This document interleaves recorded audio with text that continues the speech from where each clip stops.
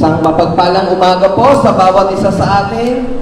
Purihin po ang Panginoon. Sige po, bigay po natin ang malakas sa palakpak sa ating Panginoon. Hallelujah! Batiin po natin ang ating mga kapatid na isang mapagpalang umaga. Ngayon din sa ating mga kapatiran na nakatunghay po ngayon sa ating Facebook Live. Mapagpalang umaga po sa inyong lahat dyan. Sama-sama po tayo magbigay papuri, pasalamat at pagsamba sa ating Panginoon. Isang malakas sa palakpak sa ating Diyos.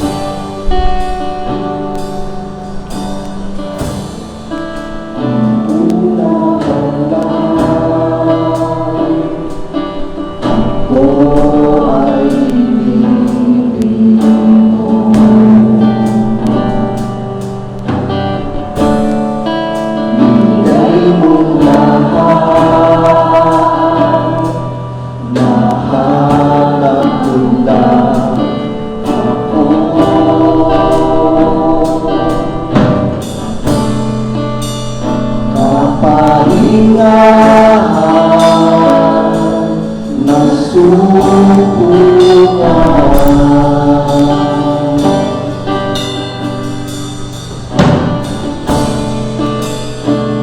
kagalakan, kalakasan, natatuan. Himalat ako ng pag-ibig mo, kasagalaran-naranasan, may kapayapaan at kaligtasan. Jesus, ikaw ang kapayapaan.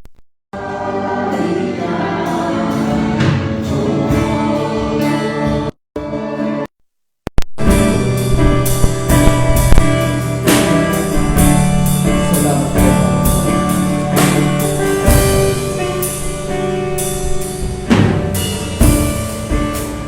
Nanay ang buhay, pag-ibig na tunay. Sadyang kay tapos, sadyang kay kami, kagandahan do'y magpakailanman. Hinahanap ako ng pag-ibig mo, kasalanan-naranasan, may kapayapaan at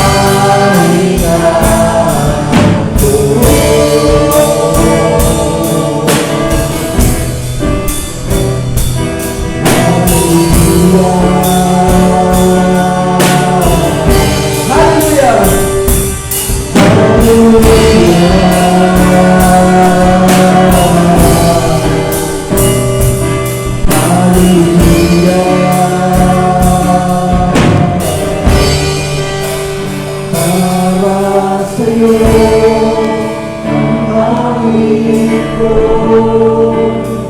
para sa'yo ang tinig ko, para sa'yo inaalay ang buhay ko. Para lang sa'yo, para sa'yo ang awit ko, para sa'yo ang tinig ko, para sa'yo inaalay ang buhay ko. Para sa'yo, para sa'yo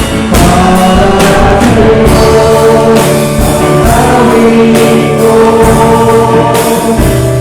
para sa'yo ang tinig ko, para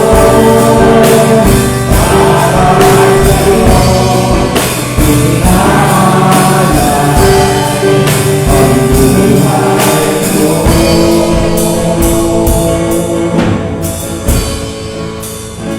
Para sa'yo, para sa'yo,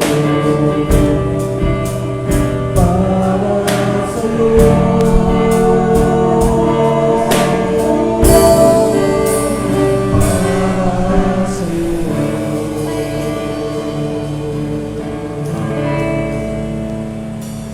Tunay ka, Panginoon. Tunay nga, Lord, walang kapaningan sa iyo lamang tumanin na tuloy ang pag-ibig mo, Panginoon, nayakap sa bawat isa sa amin. Kaya, Lord, para sa iyo lamang po, tinataas sa taas sa pag-uwi, masalamat ang pag-ibig.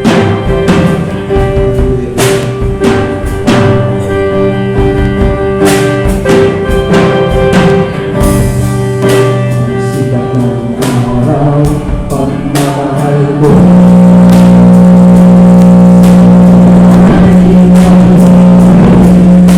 iyong mga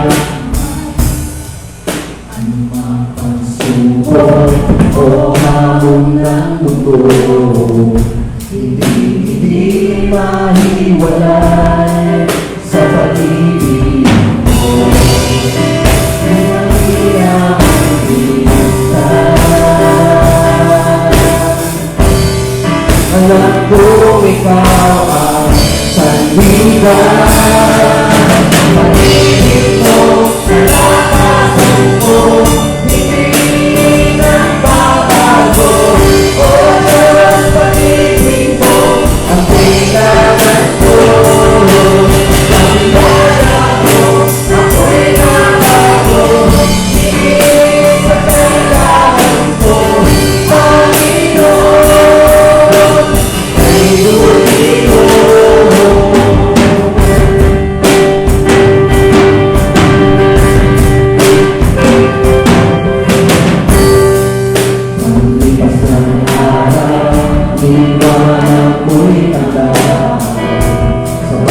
Kilos mo ako ang nasa isipan, tumahina ang minsan. Alam ko ikaw ang sandigan, pag-ibig mo, malakasan mo, hindi nagbabago. O Diyos, pag-ibig mo, ang kailangan ko. Sa biyaya mo, ako'y nabago, higit sa kailangan.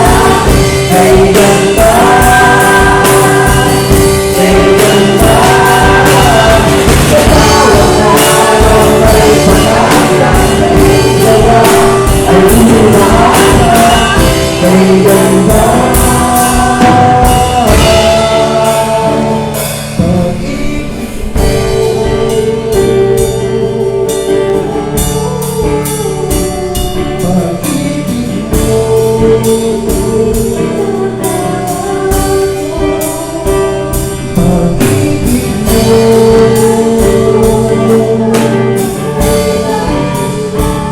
pag-ibig mo,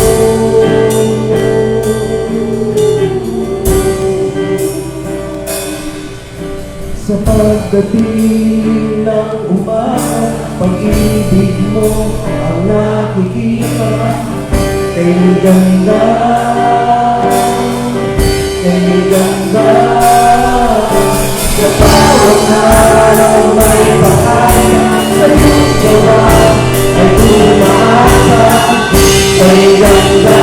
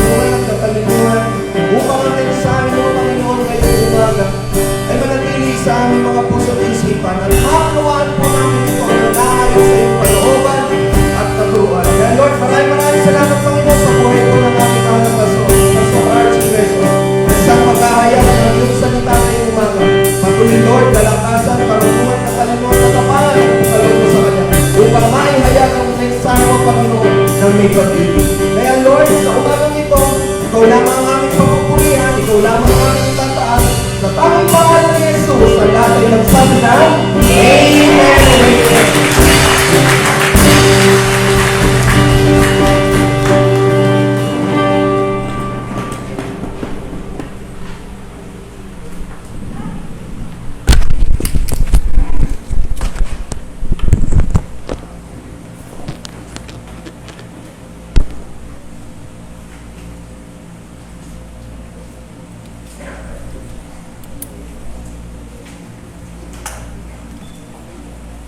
Praise God. Purihin po natin ang Panginoon Diyos sa pamagitan ng pagbigay po ng mataas na palakpak sa Kanya.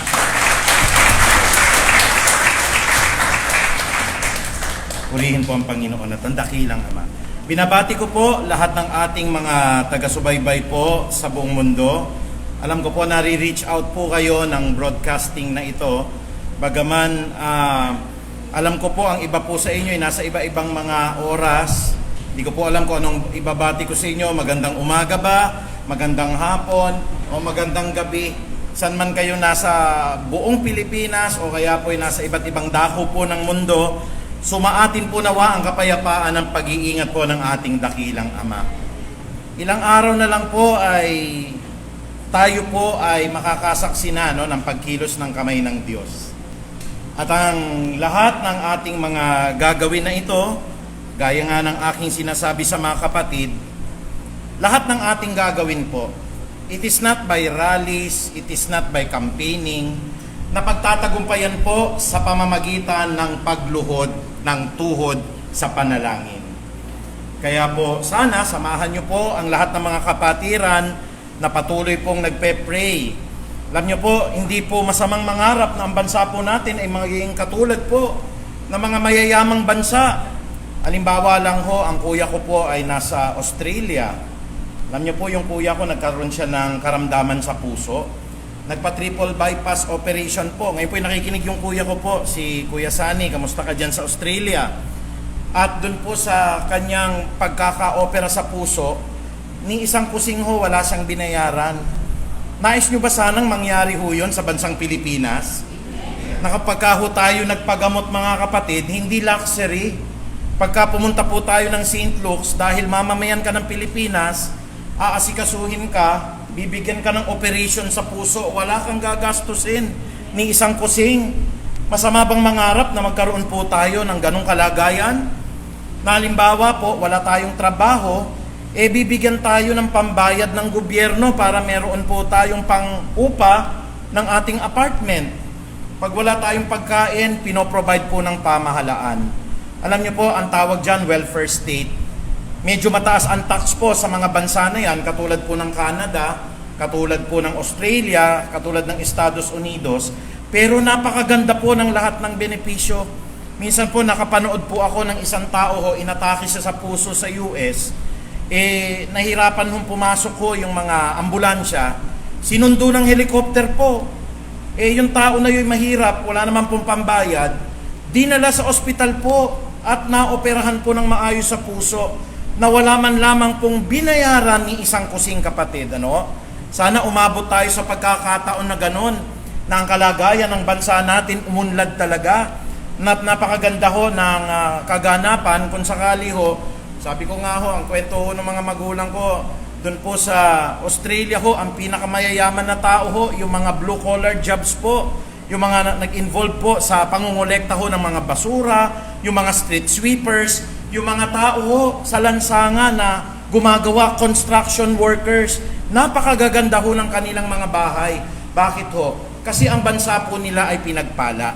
Kaya sa umagang ito, nais ko po sana na ibigay sa inyo ang preaching na ito. Hindi pa ho nahuhuli ang lahat mga kapatid. Pwede pa hong umunlad ang bansa natin dahil ang Diyos ho ay may katugunan sa kasaganahan ng bansa. Kaya ano-ano yung katugunan ng Diyos? Nandito po sa Bible mga kapatid, at ito po ay alam na po ninyo, 4 na puntos mula po sa 2 Kronika. Pero bibigyan tayo ng panibagong dimension ngayon ng Panginoong Diyos. Sukatin ninyo sa sarili ninyo ha, ang pagiging bansa ho, hindi po yung buong tao. Ang pagiging bansa po, tayong individual po kung ano po ang ating ibinibigay para patuloy na umunlad po ang bansang Pilipinas. Minsan tayo, ang dami nating reklamo. Nalulungkot po ako sa gano'n, na walang nagawang mabuti ang gobyerno. Pero bakit naka-second booster ka ngayon, kapatid? Ikaw pa unang nabigyan. Kahapon nga, nagpapasalamat ako, may second booster po ako. At yan po, hatid po sa atin ng gobyerno po yan. Hindi ko po, huwag nyo sabihin ako kasi appointed po kayo ni President Duterte. Hindi ho mga kapatid. Tignan nyo lang sa sarili niyo, nabigyan ba kayo ng booster kapatid? Siguro ho, katulad na tayo ng Sri Lanka ho, na talagang nagpapatayan na ho tayo, ang mga tinapay po pinag-aagawan, sisihin natin yung gobyerno. Pero sa nakikita ko naman po, minsan nadaan ako ng Skyway, minsan ang tagal-tagal ng biyahe po dyan Pero alam niyo po, mula yung sa Quezon Avenue po hanggang sa Laguna wala pa yata 30 minutes baka mga 15 minutes lang ho yata Di ba natin na-appreciate din po na may nagagawa naman po, kahit paano na talaga pong gumawa naman ng paraan din, hindi naman natin masasabi na nagpabaya. Kaya sana po sa umagang ito, datnan tayo na alisin muna natin yung ating mga kulay. Alisin muna natin yung ating mga pananaw pampolitika. Ako po'y tao rin, may kandidato rin ako mga kapatid. Kaya nga sabi kong ganon, alam niyo po ang Facebook, malaki ho nagagawa na na inggit niyan. Unang-una ho sa lahat, hindi lahat ng ina-upload nyo na kandidato niyan gusto namin. Hindi po lahat. Ako po'y tao, huwag kayo magagalit. Meron din akong preferred na kandidato ko po. Pinapanalangin ko kay Lord yan. At sabi ko nga, Lord, hindi ako hihinto hanggat hindi ho mananalo. Yung gusto ko, dahil yun po ang heart's desire ko po at pinag-aralan kong mabuti. Pero hindi ho lahat, halimbawa hindi naman ho kayo nakitang nag-upload po ako ng pinuri kong kandidato. Pero lahat ho na nag-upload dyan, hindi ho lahat ng ina-upload dyan magugustuhan ng lahat ng kapatiran. Mas maganda nga ho sana kung talagang tahimik na lang ho tayo Pero kung minsan na i-upload nyo na, okay, karapatan nyo po yun. Pero ako naniniwala ho, pag yung kandidato ninyo hindi nanalo, 6 na taon kayong miserable na naman. Araw-araw, puro batikos na naman kayo. Kaya pansinin nyo mabuti kapatid, ano yung masamang dulot na magagawa po nito? At paano po uunlad ang bansa? Bigyan kayo ng verse lang po, no? Sabi ng Psalms 146 verse 3, huwag natin ilagak ang tiwala natin sa mga pangulo na walang handang pagsaklolo. Kahit si Superman pa ho yung gawin nating pangulo, hindi ho mapapaganda ang kalagayan ng bansa not unless ang Diyos ang kumilos. Kahit na po ilagay niyo po dyan yung pinakagusto niyong kandidato, nanalo. Hindi po uunlad ang bansa not unless tugunan ng Diyos ang kasaganahan ng bansa. Kaya ito po ay may susi, mga kapatid. Uulitin ko po, huwag tayo mag-away-away sa ganyan po. Minsan tayo nag-aaway-away, ano yung kulay ng damit niya? Ay nako, ito pala ibang kulay ito, hindi natin kapatid ito. Ang daming churches po, winasak niyan kapatid. At uulitin ko po, lahat ng tao, pastor man, o kaya elder man, o kaya ministry head man, kabataan, may kanya-kanyang kandidato yan, maski ako po may kandidato po ako. At wag nating ipipilit po yung gusto natin. Hindi lahat natutuwa po sa inilalagay natin sa Facebook. May mga naglalagay po dyan, naiinis na po. Kaya maggalangan po tayo. Paano po tutugunin ng Diyos para umunlad ang bansa natin? Sabi nga nung Jeremias doon po sa 17:5, sumpain ang tao na tumitiwala sa kapwa-tao. Titiwala ka ba sa kandidato? Wala sa kandidato ho yan. Sabi ho ng iba, Pastor, alam nyo, dapat bar top notcher ang kunin natin. Ang dami na ho nating bar top notcher ho. Magsimula po kay Rojas. President Rojas ho, top number 1 po sa bar. President Quirino ho, top number 1 sa bar ho yan. Garcia, top number 1 sa bar po. Ito po si Macapagal, number 1 sa bar. Si Marcos ho, number 1 sa bar. Anong kalagayan ho ng bansa natin? May narating na ho ba tayo? So ang conclusion ko dyan, hindi ho sa pinag-aralan. Hindi po sa pagiging number 1 ho sa bar. Ano ho yung nakalagay sa Biblia? Ano sabi ng Bible po? Ito po sabi ng Bible. At alam niyo po ito sa 2 Chronicles, ano ho? Nilagyan ko ng kulay pula ang katangian po ng tama na isang Kristiyano para sa mata ng Diyos para umunlad. At yung 3 pagpapala ho nakalagay po sa kulay blue. Sabi po rito ng 2 Kronika sa 7:14 po, in the book of 2 Chronicles, chapter 7, verse 14, ngunit kung ang bayan na ito na nagtataglay ng aking karangalan, bigyan ko po kayo ng kaunting enlightenment po dito. Yung tinatawag ko na bayan dito, not necessarily po yung bansang Pilipinas. Yung sinasabing bayan po rito, yung mga Kristiyanong nananampalataya kay Kristo. Amen po ba yon? Kaya minsan ang akala natin, ba't hindi umuunlad yung bansang Pilipinas? Yung pagkabansa ho natin kasi, kalaban talaga ng Diyos, huwag kayo magagalit ha. Unang-una pa lang, sabi ng Panginoon, I am the way, the truth, and the life. Ang tao, gumawa ho ng kanya-kanyang mga daan po sinalaula po natin yung Bible verse na yon. I am the way, the truth, and the life. No one comes to the Father except through me. Ang tao ho, gumawa ng maraming daan. Di ba sabi ko nga, may tamang daan. Meron pong dating daan. Meron pong bagong daan. Pero ang tamang daan po talaga, si Kristo lang. Ano pong sabi rito? Kung ang bayan na ito, tayo ho yun, all the born-again Christians, lahat ng nanalig kay Kristo, pag hindi ho nanalig kay Kristo at hindi po kabahagi po ng body of Christ, hindi po bayan ng Diyos yun.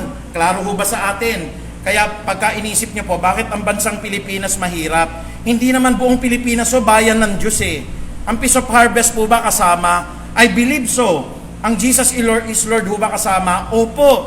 Ang Victory Christian ho ba? Opo. Ang lahat ng mga tumanggap kay Kristo bilang Panginoon nila tagapagligtas ay kasama po dito sa tinatawag nating bayan na hinirang ng Diyos. So na-qualify natin, minsan yung bayan ng Diyos tayo nagkakasala Ano-ano ho yung mga pagkakasala natin? Ito na nga ho, sabi po ng Bible ngunit kung ang bayan na ito na nagtataglay ng aking karangalan ay magpakumbaba. Ang bayan ho kasi natin talaga, maraming churches po, mayabang. Napakayabang. Ano ho ibig sabihin? Mamaya pag-aaralan ho natin, isa-isahin ho natin Opposite po ng pagpapakumbaba ay kayabangan. At ang bayan na ito ay manalangin. Sabihin nyo nga ho, manalangin. Ngayon, alam nyo na kung bakit ang kulit-kulit ni Pastor. Huwag kayo magagalit ho, Ako po, nire-respeto ko yung mga kandidato nyong nilalagay. Pero kung di ako naglalagay, iniluluhod ko kay Lord. Glory kay God, iniluluhod ko kay Lord. Lord, panalunin niyo po itong kandidatong to. Araw at gabi po yan. Ngayon, pwede ho ba na hindi panalunin ng Diyos? Samahan niyo po kami. Baka mas malakas yung prayer po ninyo. Na Panginoong Diyos, sana po, baka nagkakamali si pastor po, baka masama ho yung kandidato niya. Huwag niyo pong panalunin, Lord. Samahan niyo po kami. Pero kung pababayaan niyo lang kami po, na kami po nananalangin doon, tutugunin talaga ng Diyos po yun. Maniwala po kayo. Kaya yun ang sinasabi ng Biblia magpakumbaba, manalangin. Manalangin po. Pastor, we are praying naman on our own personal behalf. Wala pong problema, maganda po yun. Pero Hebrews 10:25, Hebrews 10:25, wag nga nating kalilimutan ng mga pagkakatipon na ito.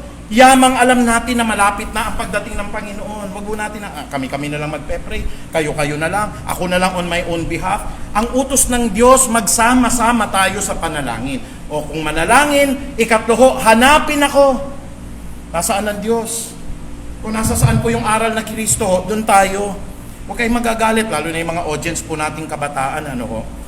Alam nyo po, ang kultura natin, binabago na ho ngayon. Ang dapat hindi ho babaguhin natin, yung salita ng Diyos. Halimbawa, sabi po ng Bible, at iiwan po ng lalaki ang kanyang ama at ang kanyang ina, at makikipisan siya sa kanyang asawang babae. Yun po yung aral ng Diyos. Pag pinalitan niyo po yon at iiwan po ng isang lalaki ang kanyang ama't ina, at makikipisan po sa kapwa lalaki, pastor, yun ang kultura ngayon Pwede na hong pumatol ang kapwa lalaki sa kapwa lalaki, babae sa kapwa babae. Respetuhan na lang ho ng opinion. Okay, nirerespeto namin yung opinion ninyo.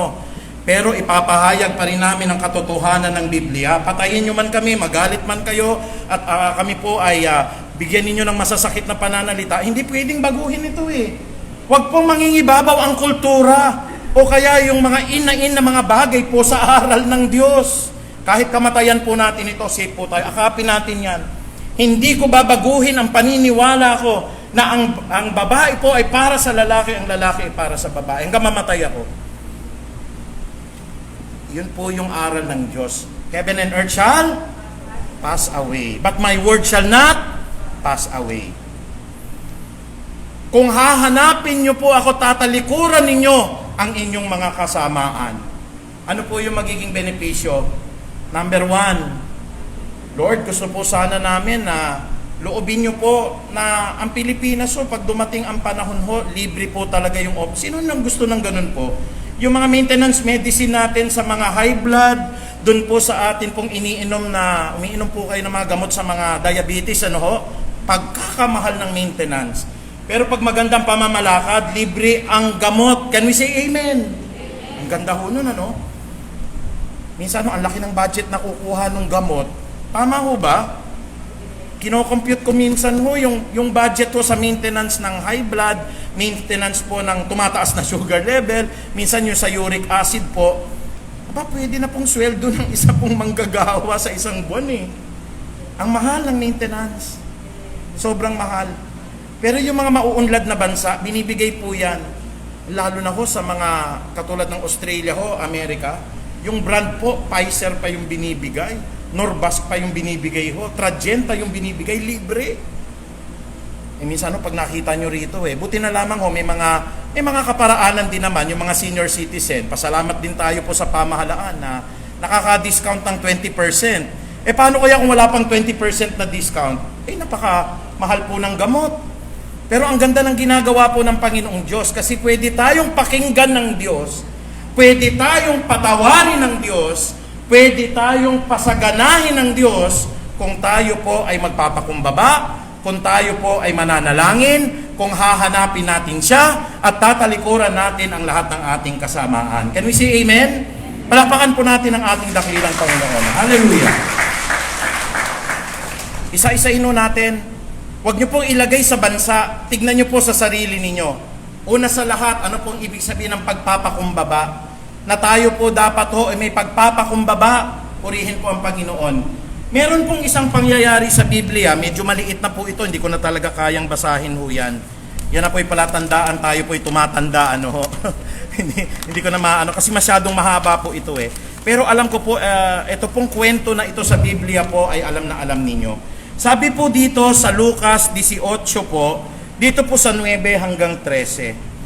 Sinabi rin niya ang talinhagang ito sa mga taong matuwid ang tingin sa sarili at hinahamak naman ang iba. Ano po yung tingin ng mga taong ito? Matuwid sila. Wala silang nagawang pagkakamali. Malinis sila, banal sila. At ito po'y kinukumpara ng Panginoon na hinahamak nila ang ibang tao. May dalawang lalaking pumasok sa templo upang manalangin. Ang isa ay pariseyo at ang isa naman ay maniningil ng buwis.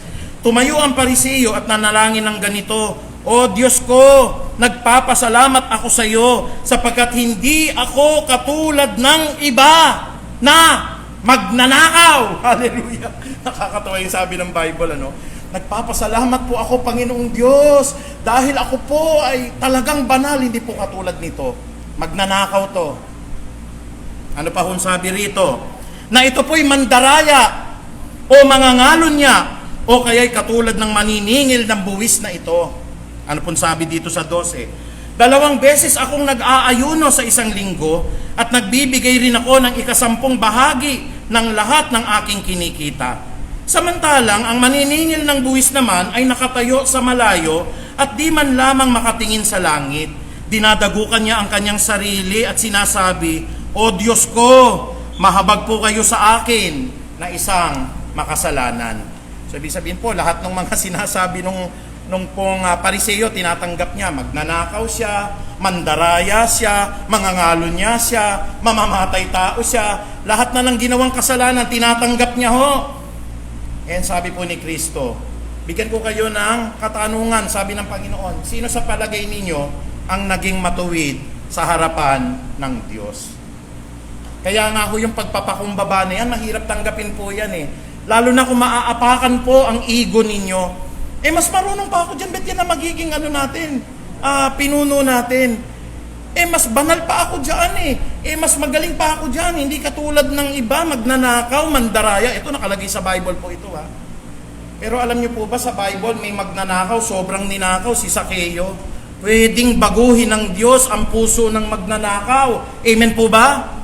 Baka ho nagagalit na kayo sa akin, okay lang ho.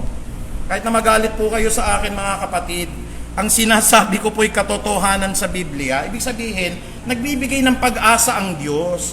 Na ang Diyos po mga kapatid, si Pablo, human rights violator si Pablo Nung siya po'y Saulo pa, ang dami niyang pinapatay kasama si Esteban.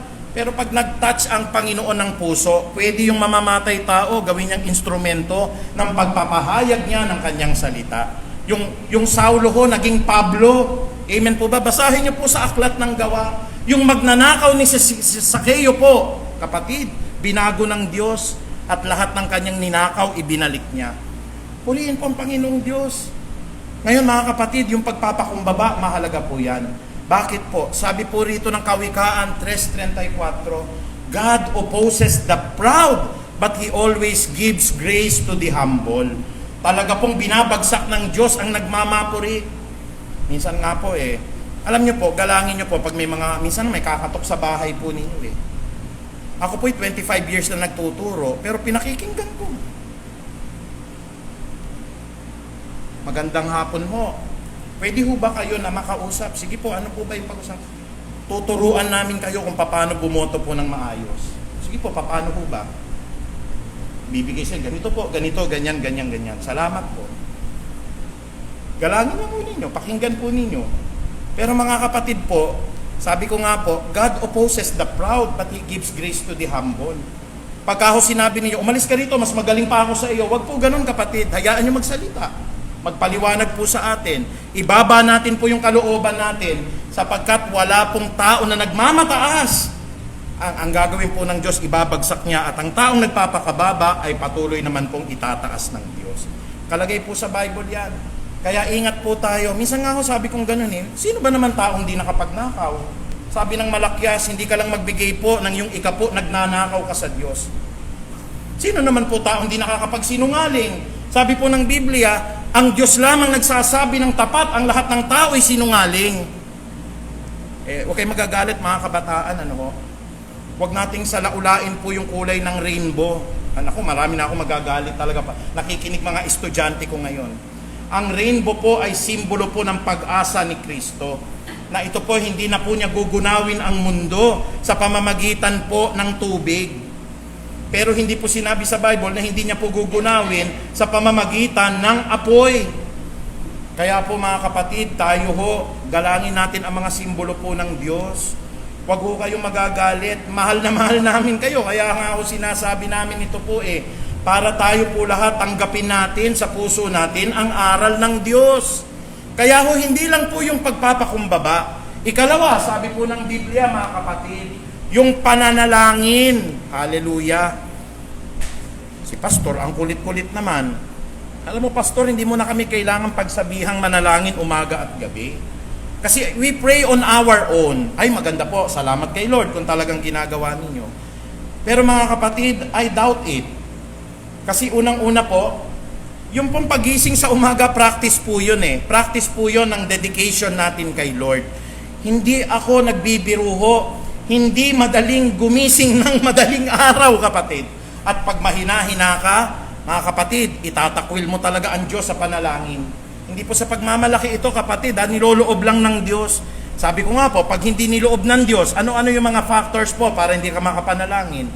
Pag halimbawa ho, namatay ako bigla, hindi na ako nagising, hindi na ako makakapanalangin po. Huwag naman loobin ng Diyos, O kaya po, bigla pong habang nananalangin ho, nangyari na sa amin to, nag-brown out.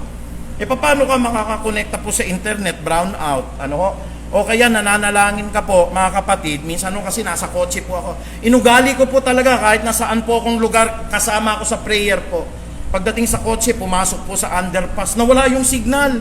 Akala ng mga kapatiran, iniwanan ko po sila. And worse po, nasa loob po ako ng eroplano, mga kapatid. Pag-angat na pag-aangat ng eroplano po, magbabasbas na ako, nawala ako. Hindi ko na po kasalanan yun. Kasi wala palang signal sa taas, akala ko meron dong cell site, Wala na pala, akala ko, Lord, abot ng kapangyarihan mo yung langit Sabi ng mga kapatiran, naliligo ko na lang sa beach, nagpe-prayer pa. Opo, bakit hindi? Bakit hindi?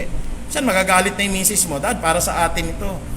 Konting panahon na lang naunawaan naman po nila, mga kapatid ho. Bakit? Prime na dapat po gawin ng tao ang panalangin. Huwag kayong magagalit po. Kung dun nga po sa umaga at gabi, hindi tayo nakapaglalaan, I doubt it kung sa personal life ninyo po talaga, consistent yan kapatid. Huwag nyo pong titignan na mayabang po, hindi po. Unang-una po, hindi ko po ina-upload yan sa mga Facebook account po natin. Doon lang sa mga prayer warriors po yan. Sabi ko kay Charles, gumawa ka ng messenger natin ng lahat ng church members po. Doon po kami nag-a-announce. Hindi ko nga ho ina-upload ho yun doon kasi ayaw ng Panginoong Diyos pinapakita pag nananalangin tayo. Pero as a challenge po, pagka elders tayo o kaya po tayo po ay naroroon po, napakahalaga po ng prayer mga kapatid Minsan nga ho, pinagtatawanan na ako, nandun po ako sa bus hawak-hawak ko pong ganun. Alam niyo po, may hawak-hawak din akong Yakult kasi wala na po akong hindi ko po pwedeng hawakan yung baso alam niyo naman, nag-ano tayo Biglang promeno yung bus. Yung katabi ko, naganunan ko nun sa ulo. Sabi ko, blessing yan. Kasi yan, gagamitin sa Lord's Supper yan Talaga kung nangyayaring ganun, minsan naman pagtatawanan ka, nandun ka sa restaurant, nagpe-pray ka. Pero ano pong binibigay ng Lord kasi, nandito yung pagpapala Tingnan nyo po, babasahin ko po Ang sabi po dito ng Gawa 2.42, ano po dapat ang ugali ng mga Kristiyano? Ang sabi ng Gawa 2.42, inilalaan nila ang kanilang mga sarili upang matuto sa turo ng mga apostol, magsama-sama bilang mga magkakapatid at magsalo-salo sa pagkain ng tinapay at manalangin. Pastor, bakit nyo dinagdagan yung Biblia? Araw-araw na kayo nagbe-break. Hindi ko po dinadagdagan, yun po yung practice. Ulitin ko po, Gawa 2.42, inilalaan nila ang kanilang mga sarili upang matuto sa turo ng mga apostol. Napakahirap magbasa ng Biblia Pag dumalo kayo sa gabi, babasahin ho ni Brother Greg yung isang chapter. Nabasa nyo na, dahil talagang pakikinggan nyo si Brother Greg, hindi po pwedeng di niya basahin po yun Nakapagbabasa po kayo ng isang chapter po kada isang araw po, without you knowing it, yung buong aklat po ng Gawa, nabasa ninyo. Kaya napakahalaga ng prayer po Mga kabataan, alam ko po ang sentimiento ninyo, gusto nyong manalo yung kandidato ninyo.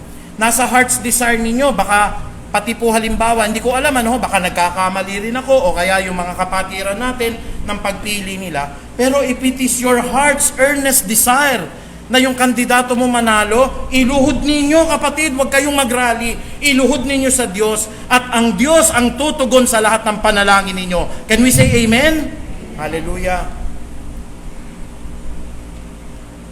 Minsan nga parang gusto ko rin umattend ng rally, pero pag nakakita ka ng kapatiran, hindi magiging magandang ehemplo eh. Alam niyo dapat tayo neutral. Halimbawa, umattend po ako ng ganon. Kasi minsan may mga pabigay na hamburger, sayang din yung hamburger eh. Kaysa bibili naman po ako. O kaya minsan may mga banda kong magaganda, pwede po tayong manood. Sabi ko, gaganda ng mga banda rito eh. Pero kung makakita ka ng mga kapatiran, lalo na po pastor, hindi maganda ho kasi eh. Paano na yung mga hindi kapareho ho? Yung nga sinasabi ko po, hindi lahat ng ina-upload nyo sa Facebook po nagugustuhan ng mga kapatiran. May mga tahimik lang ho dyan, pero iba po ang preference. Para tayo ho magkaroon ng pagkakaisa, mas maganda po, hayaan natin ang taong bayan ho mag-decide. Paano ho gusto nating manalo yung kandidato? Isa lang po katugunan, iluhod ninyo sa panalangin. Pastor, kailan nyo po niluluhod? 1.5 years ko na pong niluluhod. 1.5 years na po. Matagal nang pwede pa ho. Malay nyo, nagkakamali ako. Malay nyo, mali rin po kayo. Wala nakakaalam po eh. Wala nakakaalam po talaga ng ating kahinatnan. Maliban na lang po ang bansa po ay magpakumbaba. Maliban ang bansa po ay manalangin. At ikatlo po, maliban na lang po na ang bansa po ay hanapin ang Diyos. Huwag kayong hahanap sa tao. Uunahan ko na ho kayo Ang daming bar top notchers. So gusto nyo ho PhD ng economics? Hindi rin gumanda bansa natin. May presidente po tayo, PhD ng economics po eh. Gusto nyo po artista? Hindi na rin umunlad yung bansa ko natin eh. Pero isa lamang po dyan, pag hinanap ninyo ang Diyos, magiging maganda po ang bansa. Magiging maganda po. O baka magalit na naman po Ito po ay sasabihin ko lang galing sa Biblia. Yung ginawa natin sa EDSA po, gawain po yun ng Diyos, hindi po ng tao. Pero dapat ho ang pinarangalan doon si Kristo. Can you all say amen? Amen. Baka magalit kayo sa akin Hindi ribulto. Hindi ribulto kapatid. Nasa laula si Kristo doon. Tatapatin ko na kayo kahit ako nagkatrabaho sa katolikong paaralan po. What if tanggalin ka? Okay lang po. Totoo naman yung sasabihin ko po Basta ang karangalan palagi mga kapatid kay Kristo. Ang hahanapin natin palagi si Kristo. Ang mataas na papuri palagi kay Kristo. Amen po ba yun?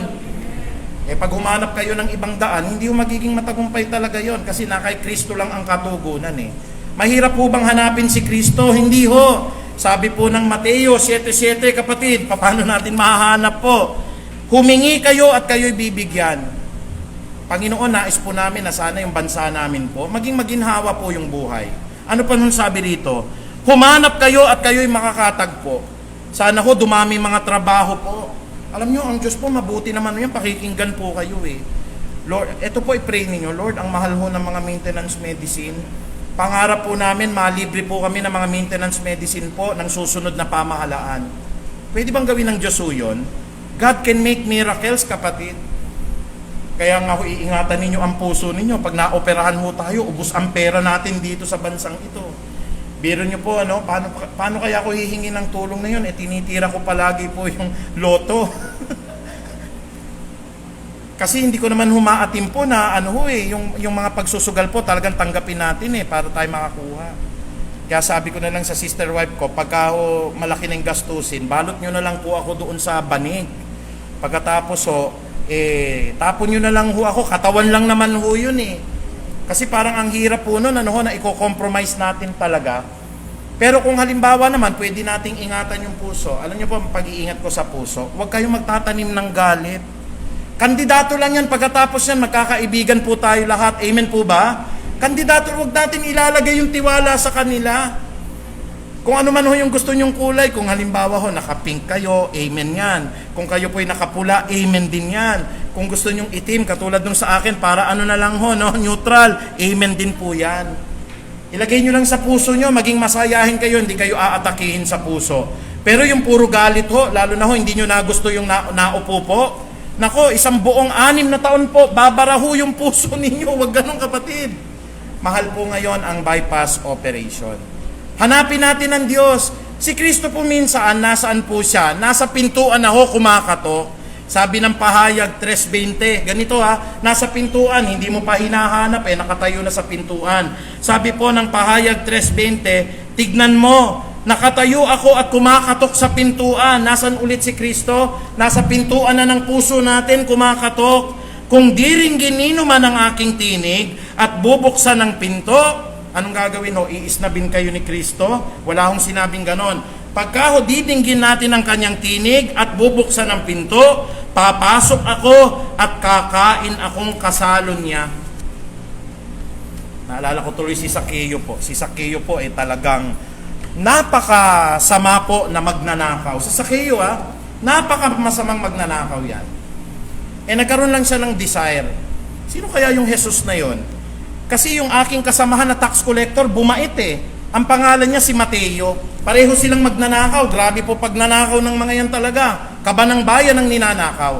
Nagkaroon po siya ng curiosity. Sino kaya yung Jesus na yon? Ang ganawa ni Zaccheo po, umakyat po siya sa puno ng sikamoro. Alam niyo, si Kristo, pag lumalapit ka sa kanya, kilala ka niya. Nung naglalakad na po si Kristo, kasi ang defect po ni Zaccheo, maliit po siya Siya po'y pandak. Sabihin niyo, pandak. May pandak ho ba kayong katabi? Yun ang kahinaan ni Zaccheo, hindi niya makita si Jesus Sa kabila ng kaliitan niya at kapandakan niya, na-recognize niya, Zaccheo, bumaba ka dyan. Maghanda ka, pupunta ako sa tahanan mo, at makikisalo ko sa iyo. Kaya galit na galit ho yung mga Pariseo kay Jesus Ano ba naman yan si Kristo, nakikisalo sa mga magnanakaw, sa lahat ng mga mangangalon niya, sa lahat ng mga prostitute, kasama niya. Ano hong ginawa ni Jesus po? Tinouch niya yung heart Even the most evil person po, pwede pong baguhin ng Diyos. Ano ko naniniwala kay Pastor, basta magnanakaw na yan. Tiyakin nyo lang hindi kayo nagnakaw kahit kailan Ibig sabihin po mga kapatid, perfect, blameless, upright, at wala ni isamang nagawang pagkakamali para po ipataw natin ang lahat ng kasamaan na yan sa isang tao. Ako po, simple lang prinsipyo ko sa buhay Pag mali po ang nanunungkulan, ang Diyos po ang papatay sa kanya. Tatandaan nyo yan, kapatid. Be still and know that I am God. Naalala ko dati si Erap. Si Erap po, hindi ko naman binoto si Erap dati Kasi noong 1998 po, di ba si Erap po talagang sikat na sikat siya, pero alam naman natin na si Erap po, wala siyang karanasan talaga sa politika. Pero nanalo siya. Pinabayaan niya yung biyaya ng Diyos. 3 taon lang, tanggal. Si Marcos pinabayaan niya rin noong mga huling panahon na niya, 1986. Ang mga iba po sa inyo doon, mga teenager pa po. Yan, sila Sister Nelia, mga teenager pa noong 1986 yan. Hallelujah. Kaya nung panahon na yon, ako po hindi pa pinapanganak noon, Sister Nelia. Kaya po, nung mga teenager pa po sila, si Nanay Nelia po, at saka si Sister Ogie po, nagkaroon ng EDSA People Power Revolution. Yung masamang presidente, tinanggal ng Diyos bakit po tayo matatakot? Naku, baka maupo po yung masama. Pag masama ang leader, ganito lang titigas po yung mga nun. Gagano na lang bigla yun. May bago ka ng presidente, kapatid. Kaya nga sabi ko, Lord, baka nagkakamali kami sa pagpili o kaya po ay hindi tama yung aming pipiliin. Be still, anak, and know that I am God. Ang lahat ng gumagawa ng kasamaan, nakatingin ako at hindi lalampas sa akin yan. Kaya ako saliksikin lang natin, hanapin natin ng Diyos. Lord, nasaan ka? Nandito ka ho ba sa bahay iglesia? Naririto ko po ba sa Biblia? Nasa lugar ka po ba ng panalanginan? Nasa saan ka, Panginoon? At kung nasa saan siya, dapat hinahanap natin ng Diyos. Huli sa lahat, bukod sa paghanap, hindi naman tayo tumatalikod sa kasalanan. Kailangan tinatalikuran natin yung kasamaan natin. Mga kabataan, lalo na yung mga estudyante ko, let us learn to be humble. Tatandaan ninyo, yung mga magulang, hindi kayo makakarating sa pinaroroonan ninyo kung ano man ang talinong taglay-taglay ninyo, kundi kayo pinaaral ng mga magulang po ninyo. Minsan may mga estudyante po ako, talagang kinakalaban nila ang mga magulang nila dahil hindi po pareho yung kanilang paniniwalang politikal. Maraming sinira po yung yung eleksyon na ito. Sana matapos na. Para ho pag natapos na ho yung eleksyon na ito, magkabuo-buo na ho yung mga pamilyang nawasak, may mga pamilyang nasira, may mga churches po naghiwalay dahil sa paniniwalang politikal. Gaya nga ho ng sinasabi ko, ang hahanapin natin si Kristo po, hindi po yung sariling kandidato natin. Pagtalikod sa kasalanan, kapatid, alam niyo ho ba ang unang tinitignan ng Panginoong Diyos sa pagtalikod sa kasalanan po? Yun pong broken, contrite, and humble heart. Katulad po nung isa pong tax collector, sabi po nung magnanakaw na tax collector, kinakabog niya yung dibdib niya, Ama, patawarin niyo po ako sapagkat ako po'y nagkasala laban sa inyo. Yun po ang sinasabi ng Panginoon na pagtalikod po sa kasamaan. Wag na wag kayo magpe-pray po, ay naku Panginoon, etong kandidato, at ako po hindi ako naglalagay ng ganun ho, maski sa akin pong Facebook po. Kasi mga kapatid, hindi po maganda talaga. It shows po yung atin pong saloobin po na self-righteous po talaga. Ano kung talagang nagnakaw ho, ang Diyos po ang mananagot sa Diyos dyan, ang Diyos po ang papatay sa kanya talaga. Pag mali po ang puso't niloloko mo lang ang sambayan ng Pilipino. Pero magtiwala tayo sa Diyos. Ano pong sabi rito mga kapatid? Pagtalikod sa kasamaan, ang sabi ng Lucas 24:46. Ganito ang nasusulat, kinakailangang magdusa at mamatay ang Kristo at pagkatapos siya'y muling mabubuhay sa ikatlong araw. Sa kanyang pangalan, ang pagsisisi at kapatawaran ng mga kasalanan ay dapat ipangaral. Kahit na po yung pinakamatinding magnanakaw, ang prayer ko po ron, Lord, sana po maligtas yung tao na ito. Huwag kong nating i-condemn, napakahirap mapunta sa impyerno. For what will profit a man if he gains the whole world, yet in gaining the whole world, he loses his own soul? Huwag ho tayo magnanais po na sana ho mamatay tong kandidato. Huwag kapatid, di ba palagi ko pong binabasa sa inyo, ang lahat ng mga kaaway natin, wag na wag po nating ikaliligaya ang kamatayan ng ating mga kalaban. Kung hindi na po sila parurusahan ng ating Panginoon. Kita niyo po yun? Huwag kayo mananalangin po na, Lord, sa araw po ng eleksyon po, sana mamatay. Naku mga kapatid, huwag na ganun.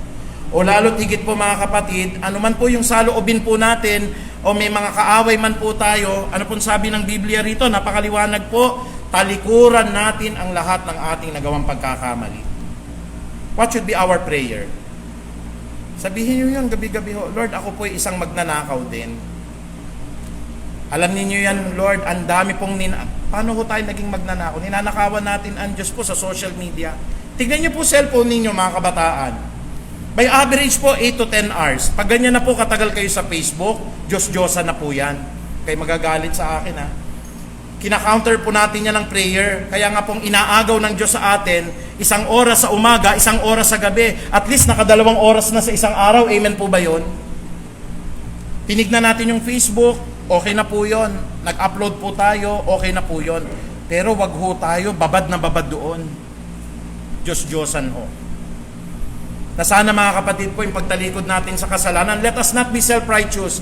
Ganito pong prayer natin sa election. Lord, may kanya-kanya kaming mga kandidato.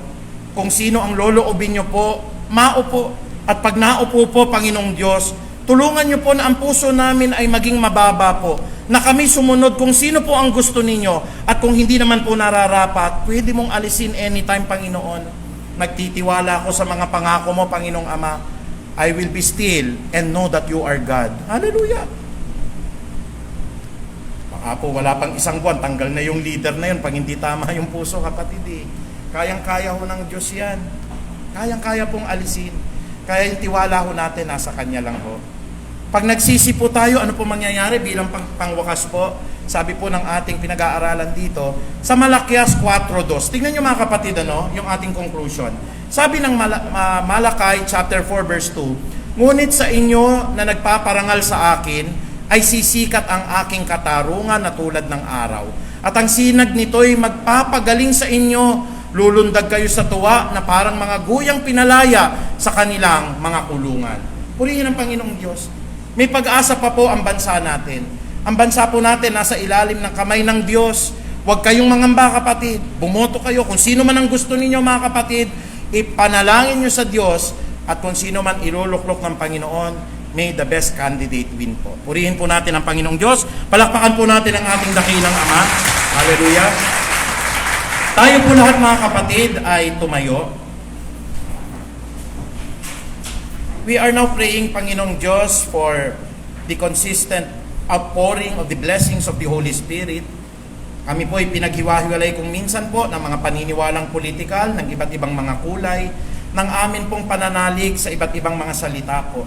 Ngunit sa pagkakataon na ito, hinihiling namin, Ama, na ikaw po ang pumagitna po sa amin upang anuman po ang mga hidwaan, anuman po ang hindi magandang pagkakaunawaan, nawa po kung sino ang pipiliin mo, Panginoong Ama, ay sa pong masunod pagkatapos po ng halalan na ito. Paalalahanan niyo po kami na ang patuloy na pag-unlad ng bansang ito ay wala po sa kanino mang kandidato, wala po sa kanino mang pangulo, kung hindi po, Panginoon, sa pagkilos ng kapangyarihan ng iyong banal na kamay, na ang lahat ng ilalagay mo na kandidato ay instrumento lamang po, Panginoon, kung wala po ang disiplina, kung wala po ang pagmamahalan, kung wala po ang pagtutulungan ng kapwa Pilipino, Panginoong Ama, hindi namin makakamtan po ang tunay na kaunlaran ng bansang ito. Kaya nagpapasalamat po kami, Panginoong Diyos. This is another reminder po na magpatuloy lamang po kami, Panginoong Diyos, sa pakikinig ng inyong mga salita. Lalo tigit po ang pananalangin po kung sino yung mga heart's desire namin, yung mga nasaliksik namin na karapat-dapat. Pakinggan niyo po ang mga panalangin namin at iniluluhod namin, Panginoon, na mga tao na itong gagabay po sa amin ang inyong iluklok po. Kung sila po'y magkakamali, Panginoon, ang kapangyarihan mo po ay ganap. Pwede mo pong tanggalin ang mga magkakamali po o sasalaula po sa bansang Pilipinas at yun din po ang hinihingi namin, Panginoon. Pag talaga pong masama ang motibo, tanggalin niyo po sa katungkulan at magluglok ka po, Panginoon, ng tangi at karapat-dapat po na magiging Pangulo ng amin pong bansa. Kaya, Panginoong Diyos, ang mataas na papuri po ay pinagkakaloob namin sa inyo. Salamat po, Panginoong Ama, at hinugasan ninyo ang anumang hidwaan, anuman ang mga galit, mga pagkainis, anuman, Panginoong Diyos, na nakalagay po sa aming puso. Na wala kaming ibang susundin, Panginoong Ama, kung hindi ang lahat ng sinabi ninyo na ang bansang ito'y magpakumbaba. Patuloy na manalangin, Panginoong Ama. Patuloy na hanapin ka at patuloy na tumalikod sa lahat ng kanyang ginawang pagkakasala. Muli, Ama, maraming salamat po. Basbasan niyo po ang lahat ng mga kapatirang patuloy po na lumalakad sa inyo pong banal na katwiran. Maraming salamat po. Ang lahat ng ito po ay pinagkakaloob namin sa inyo. In Jesus' mighty name we pray. Amen and amen. Praise God. Sige po, bago po kayo umupo, ihanda na rin po natin ang atin pong iinumin para po sa umagang ito at ang atin pong kakainin para po sa atin pong pag-alaala ng Lord's Supper. Sige po.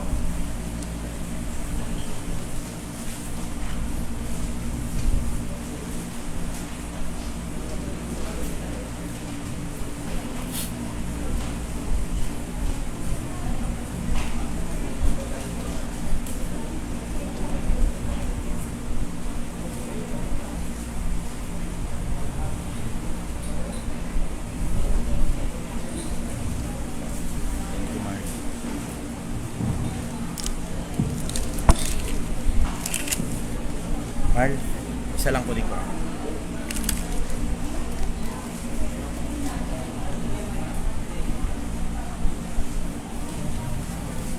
Purihin po natin ang ating dakilang Ama. Sige po, okay lang po. Ihanda nyo po muna. Baka po hindi pa natin na ihahanda. Inibigyan ko po kayo ng 1 minute pa para po makumpleto po natin ang pagpipira-piraso po ng tinapay. Praise God. Hallelujah, hallelujah.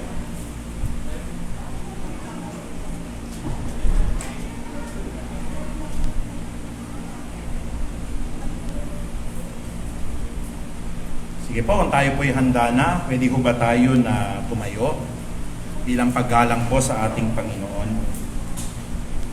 Today po is May 1, araw ng mga manggagawa po, at katulad po ng atin pong kinagisnan, inaalaala po natin ang pagpipira-piraso ng tinapay, kasama po ang pag-inom natin sa saro, sapagkat ito po'y pag-alaala sa kamatayan ni Kristo hanggang sa kanya pong muling pagparito.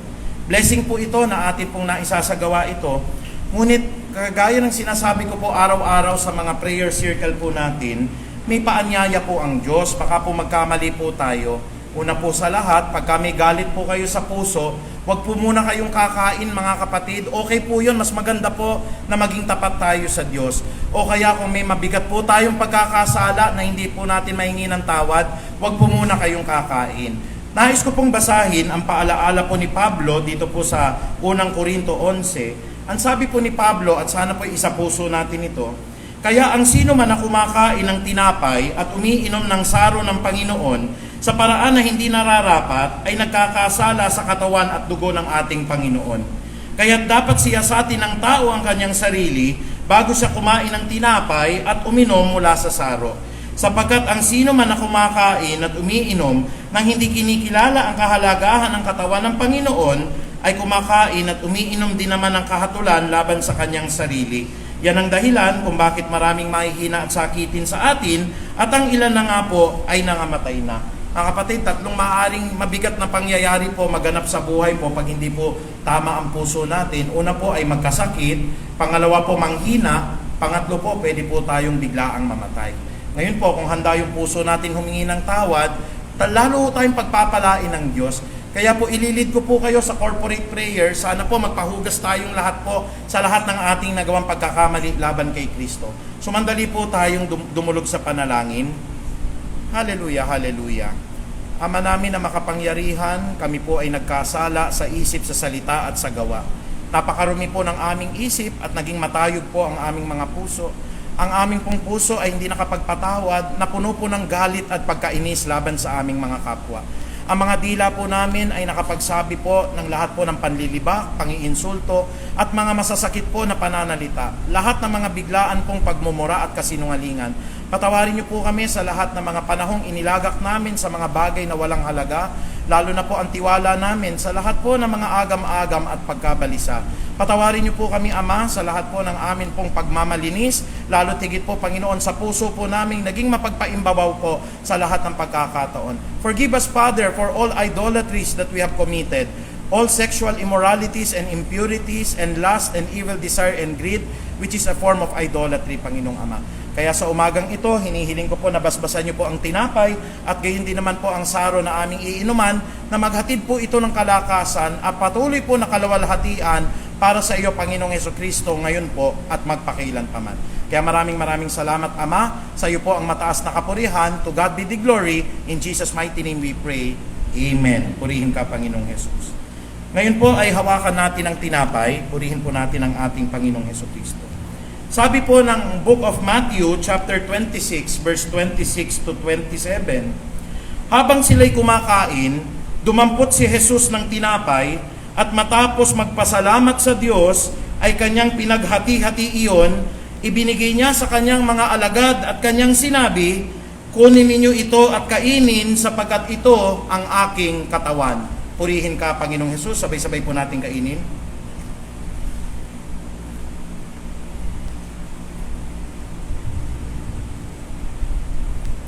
Hallelujah, hallelujah. Ngayon naman po ay hawakan po natin ang ating baso o ang saro po. 2,000 years ago in the cross of Calvary, tumigis po ang dugo ni Kristo. At ang bawat pagtigis po na ito ay nagbigay po ng kapatawaran sa lahat ng ating nagawang pagkakasala. Sabi ng Hebrews chapter 9 verse 22, kung walang pagtigis ng dugo ay wala pong ikapagpapatawad ang lahat ng ating nagawang mga pagkakamali po. Kaya po parangalan natin ang Amang nasa langit, papurihan natin si Kristo Jesus at atin pong dakilain ang kanyang santo at banal na Espiritu. Sabi po ng Biblia, at pagkatapos ay dumampot din siya ng saro, nagpasalamat siya sa Diyos at ibinigay iyon sa kanila. Ang sabi niya, kayong lahat ay uminom nito, sapagkat ito ang aking dugo na katibayan ng bagong tipan ng Diyos. Ito ang aking dugong ibinubuhos para sa kapatawaran ng sangkatauhan. Purihin ka, Panginoong Jesus. Sabay-sabay po nating inumin. O dakila't mapagpalang Ama, maraming salamat po sa lahat ng pag-alaala na ito. Ang mataas na kapurihan po ay tanging sa iyo lamang. In Jesus' mighty name we pray. Lahat po ay magsabi ng Amen. Praise the Lord. Hallelujah, hallelujah.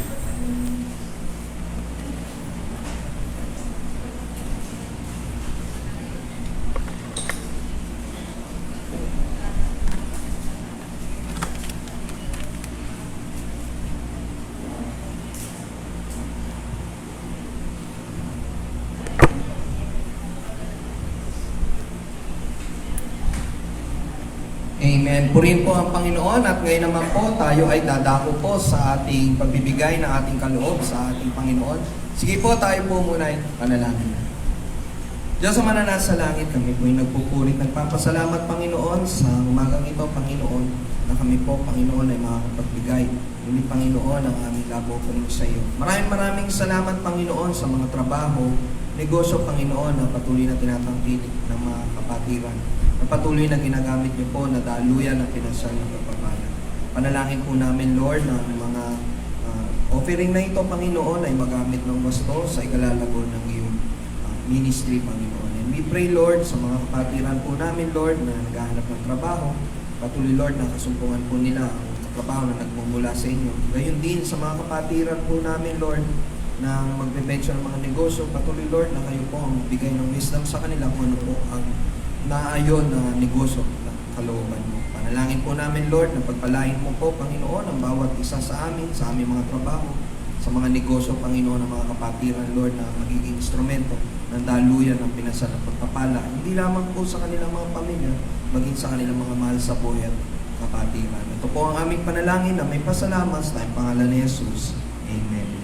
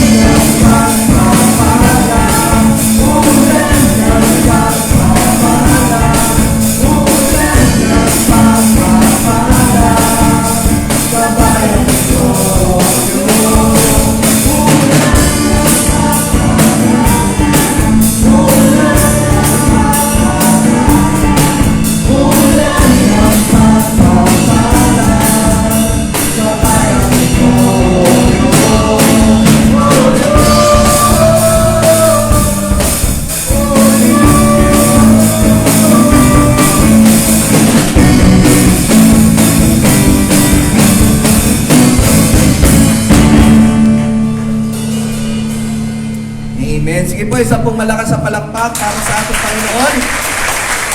Hallelujah. At ngayon naman po, dadako po tayo sa ating pagbati sa ating mga kapatiran na magdiriwang ng kanilang kaarawan sa linggong paparating. Isa po dyan si Sister Alice de la Rosa.